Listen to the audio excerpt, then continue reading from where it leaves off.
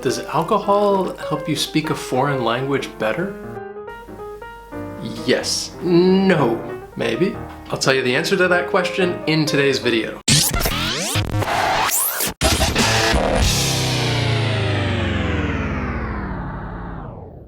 So let me tell you a little story about the first semester I taught at a university in Korea. So this was about my very first week, and the main class that we have is a speaking class. It's kind of like your home room class. These are the students that you teach every day, and you really get to know them.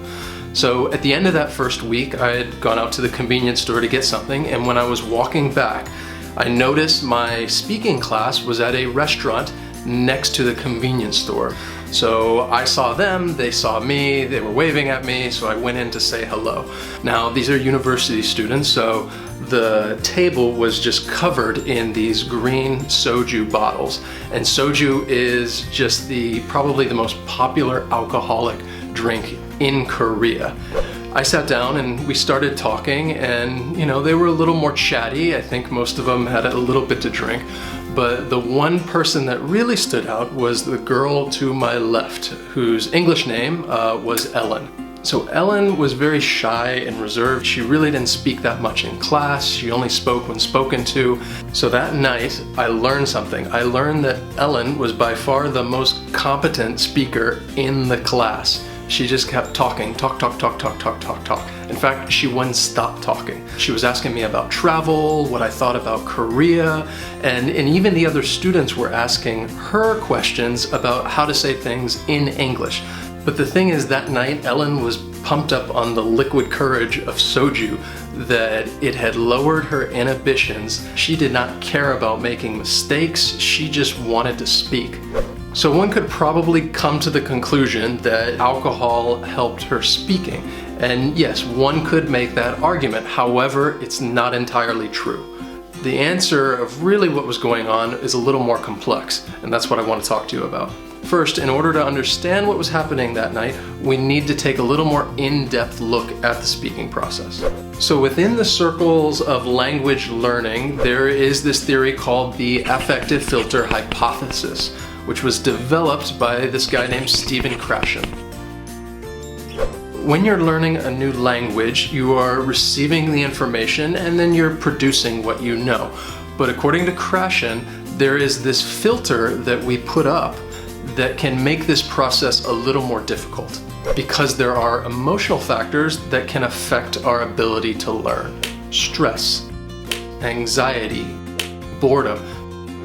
These are all negative factors that affect our ability to learn a language.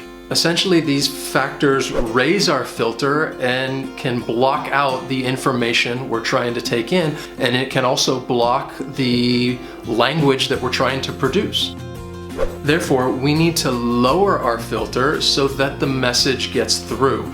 That way we can learn more about a language and then we can produce more of it as well. So what do teachers do to lower a student's filter? Well, you hear all sorts of ideas. Create a comfortable classroom environment.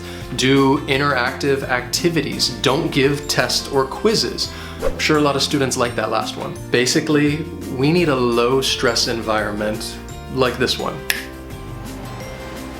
Nice. But what if we can't all learn a language while at the beach? So how else can we lower our anxiety? I got an idea. Alcohol. So now you should have a better idea about how this is connected. Drinking alcohol lowers people's anxiety. This lowers our filter and we become more relaxed and comfortable when it comes to speaking, even if we're speaking a foreign language. However, there are some serious drawbacks to drinking and learning. Let me give you 3. Number 1, any positive effects you feel alcohol is giving you from speaking is only temporary.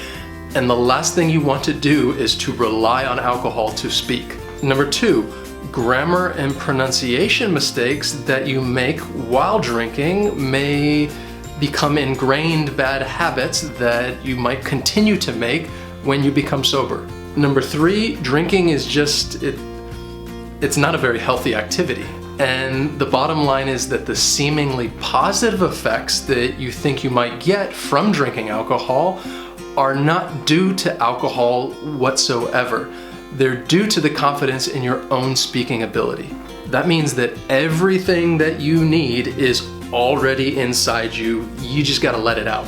Here are 4 ways that you can lower your anxiety to help make you a more confident speaker. Number 1, don't expect perfection from yourself. You need to realize that you're going to make mistakes, and that is perfectly okay.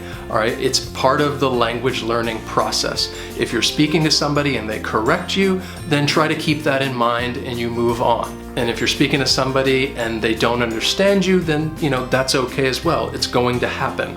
Just try to express your thoughts or your ideas in a different way. Number 2, don't let your nervousness make you even more nervous. Try to channel any nervousness into another emotion like excitement, because every time that you speak, you're getting to practice, you're getting to use the language, because that's how you improve and continue learning. Number 3, avoid translating all of your thoughts. Don't try to think of every single little word that you want to say before you actually speak. Just, think of kind of the idea of what you want to say. That's perfectly fine, but then just try and say it and let it come out naturally and unrehearsed. Number 4, identify what you think makes you anxious, because when you have a clear understanding of what makes you anxious, then you have a better chance of reducing anxiety. So what you can do is just take a journal, you can write this information down, and then go back and reflect on why it's making you anxious, and then it will help you in the future reduce that anxiety. Okay, I hope some of this information helps, and I hope it helps you become a better speaker, and become a better speaker without having to drink alcohol. In the comments below, let us know what challenges you face when it comes to speaking. This will help us understand where everybody's coming from, and it should also be interesting to read what challenges other people are going through. Thanks for joining us today. We'll see you next time. Yes, yes, no, maybe, I'll try. Yes, no, maybe. You think that's enough?